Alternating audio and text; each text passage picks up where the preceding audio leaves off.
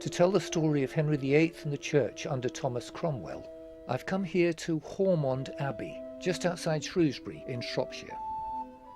This is a 12th century Augustinian site.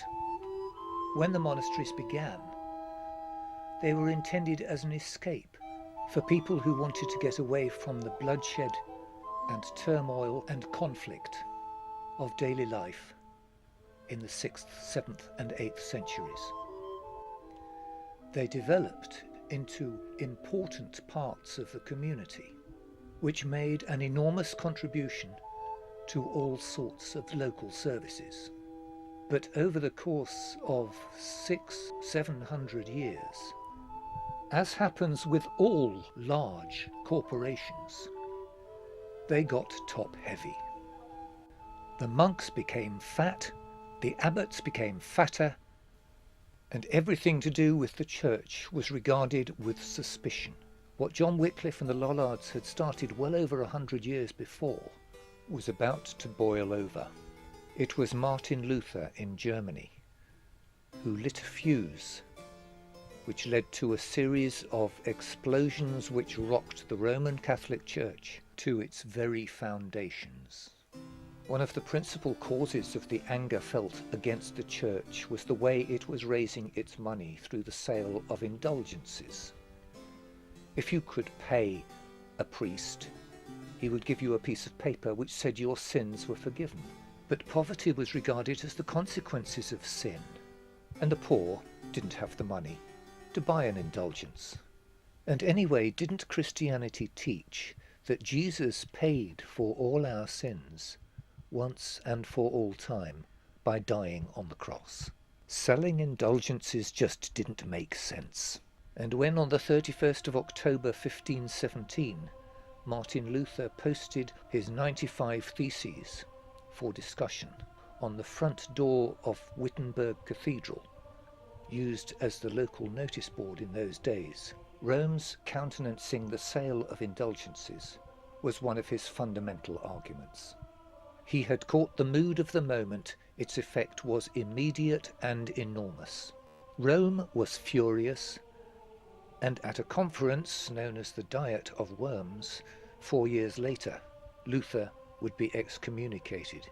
The response of Henry VIII in England, himself a very well-educated man, including in theology, was to write a defence of the position of the Roman Catholic Church and the Pope.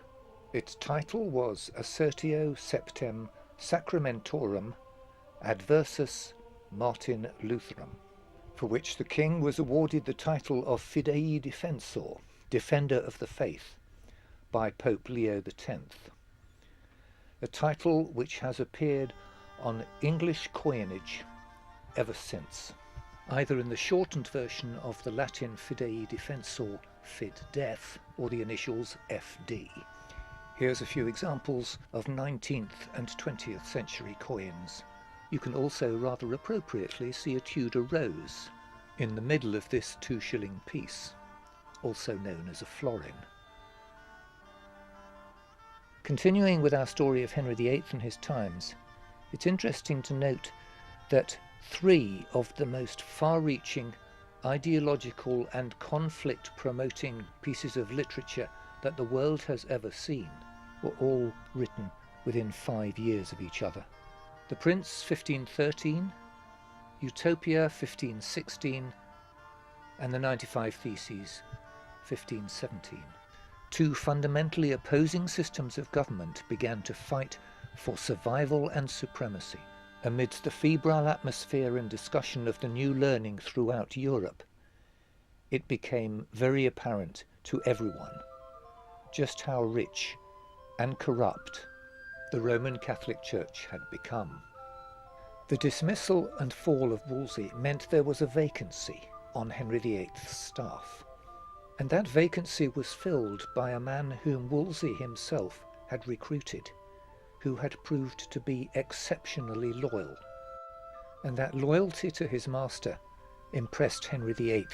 Thomas Cromwell joined Wolsey's staff after quite an exciting career as a young man on the continent. He'd fought in Italy and learnt Italian, and been a successful businessman in Holland. But by far the greatest influence on him in those young years was Nicholas Machiavelli's text, The Prince. He knew it back to front and kept a copy with him at all times. He was exactly the sort of person that Henry VIII was looking for. Thomas Cromwell joined Wolsey's staff in order to close down the smaller monasteries which were no longer making money.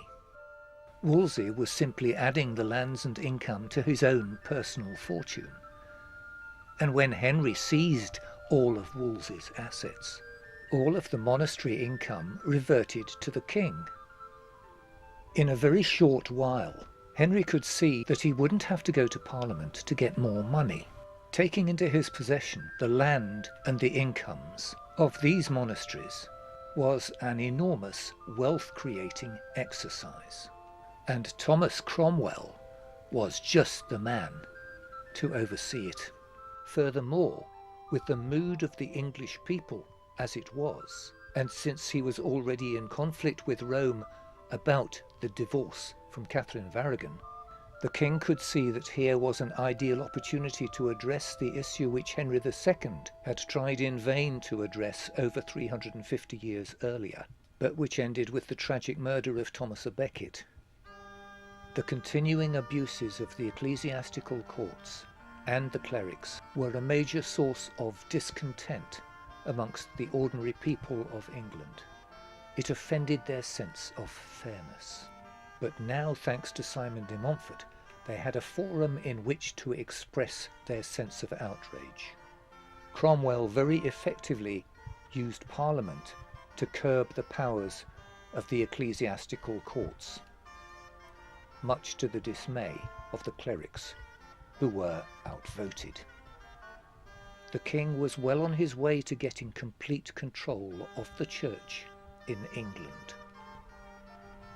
But Henry still needed a divorce from Catherine of Aragon, and it was but a small step to declare himself head of a new church, the Church of England. The political preparations were made accordingly. In his enthusiasm to persuade Europe that his marriage to Catherine of Aragon had never been legal, Henry had accepted the suggestion of an obscure Cambridge don by the name of Dr. Thomas Cranmer that the universities of Europe should be given the opportunity to deliberate and decide upon the matter. It was a masterstroke. The universities agreed with Henry's arguments, and the Pope was sidelined. The next step was to remove the aging Archbishop of Canterbury, William Wareham, supporter of Rome and Rome's doctrines, and to get the approval of the Pope for the installation as Primate of all England of Henry's man, Thomas Cranmer, a disciple of Wycliffe, Colet and Erasmus, and a supporter of Thomas More, and much of what Martin Luther had written in his 95 Theses. He certainly reflected the king's view. "Would to God," Henry said, "that the Pope and all his cardinals could set aside their worldly pomp and live according to the simple precepts of primitive Christianity." Henry had banned Tyndale's translation of the Bible into English, published in 1535, but he promised a version of his own. Martin Luther had translated the New Testament in 1522, and the whole Bible was published in German in 1534. Henry's version was eventually published in 1539, largely based on Tyndale's translation with amendments by Miles Coverdale.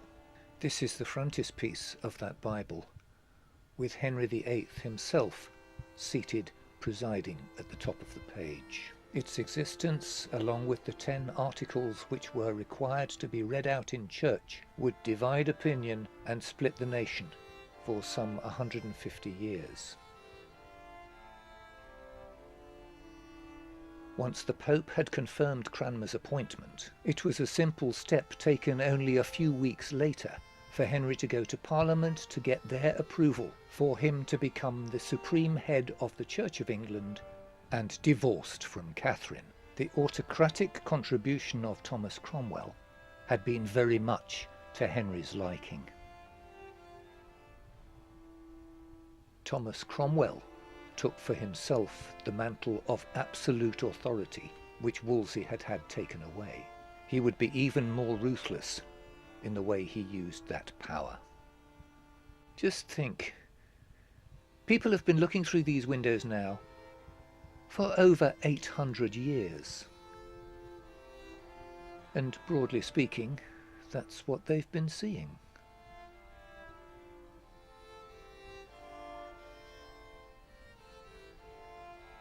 Having secured his divorce and being now 20 years older than when he came to the throne, Henry VIII began to show the signs of good living. He was no longer the young, fit, handsome, athletic man of his youth. He was now well on his way to becoming an overweight, overbearing, and ill-tempered tyrant. His marriage to Anne Boleyn had brought him another daughter, Elizabeth, but this strident and arrogant wife, so different to her predecessor, would not have another chance to produce a son after she miscarried the following year. Henry required grounds for a charge of treason to be drawn against her. The lack of grounds for adultery with which she was charged didn't seem to matter, and she had never been a popular queen with the people. She was found guilty and executed. Queen Catherine of Aragon had died in January 1536, leaving the king to marry Jane Seymour, who did give him a son, Edward. But even then, Henry's joy at finally having a son turned to grief only 2 days later, when this, his third queen, died in childbirth. And the rest of the story of Henry VIII's 6 wives can be completed by mentioning Anne of Cleves, a failed effort at diplomacy by Thomas Cromwell, which was to be his undoing, an unconsummated royal marriage with someone whom the king rather unfairly referred to as his Flanders mare, who saw out her days in a house just down the road from the Priory in Lewes, followed by his 5th marriage to the young Catherine Howard, who was said to have been revolted by the king's grotesque appearance, and who was subsequently beheaded after having an affair with her cousin Thomas Culpeper, and a widow from the north of England, Catherine Parr, who took a lot of trouble to reunite Henry and all of his children with each other, and who nursed the king through his final years. The king's only son, Edward, was born on the 12th of October 1537, while Thomas Cromwell was still at the height of his powers. With regard to the battle to bring the church under the control of the crown, 4 major Acts of Parliament had been passed. As from 1532, money formerly sent to Rome would now be sent to the king. The ability of the clergy to charge for their services was severely restricted, and the clergy were required to submit to the authority of the king in all church matters. Not everybody was in favour of all of these measures, principal amongst whom was Thomas More, widely regarded throughout Europe as one of the leading intellects of his day. More refused to comply with the Act of Supremacy by refusing to take the oath swearing allegiance to the king, despite everyone knowing that a grave mistake was being made, and despite Thomas More being given every opportunity to change his mind. He refused to the last, and was beheaded here on Tower Hill below the Tower of London in 1535.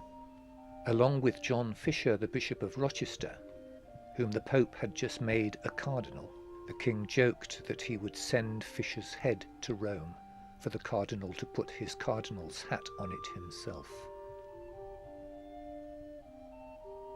Amongst the people of England, opinions and loyalties were equally and very sharply divided between the new Protestantism of the English Church and the traditional Catholicism of Rome. Nevertheless, over the next few years, Thomas Cromwell went ahead with his wholesale closure and complete dissolution of all the monasteries. Generous terms were offered to the monks, and the employment given by the monasteries themselves was able to continue in those monasteries which were by then thriving, successful, wealth-creating businesses, which were bought from Henry by private investors. The rest would be left to be plundered or occasionally made into parish churches. This is Tewkesbury Abbey. Some of the displaced monks would become parish priests, and by and large, when the dust had settled, the dissolution of the monasteries could be shown to have been to the enormous benefit of the economy of Henry VIII's England. The sheep industry of North Yorkshire was first established by the monks of Fountains Abbey and continued to make money for the locality, the region, and the nation long after the dissolution of the monasteries. Here was the beginning of private industry on a large scale, providing security, employment, and a thriving economy for whole communities and regions of England.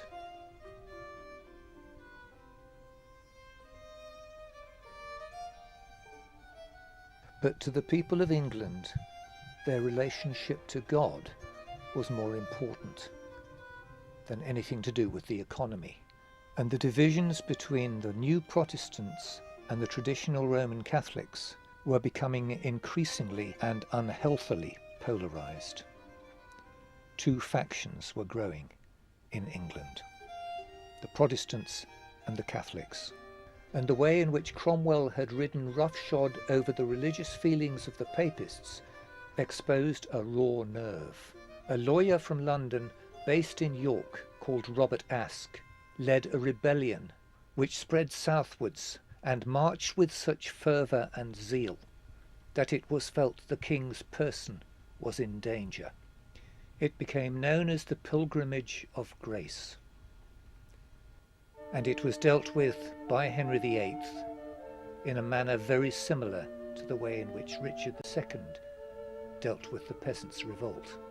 He talked to the protesters, had meetings with their leaders, and sent them home, and then ruthlessly hunted down over 200 who were put to death, including Robert Aske, who had been given personal assurances by the king that he would come to no harm.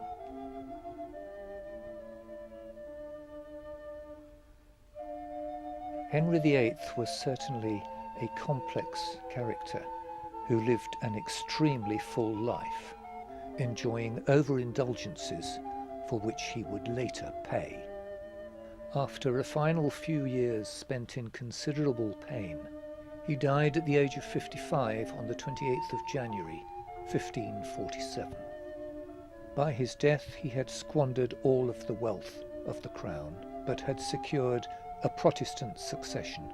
He was extremely well educated, very intellectual, in his younger days very athletic. He excelled at all forms of sport, cruel, ruthless, and also very artistic. With the exception of Luther's hymn, all of the music that we've been listening to was composed by this remarkable man. So we'll finish the story of Henry VIII by listening to his pastime in good company.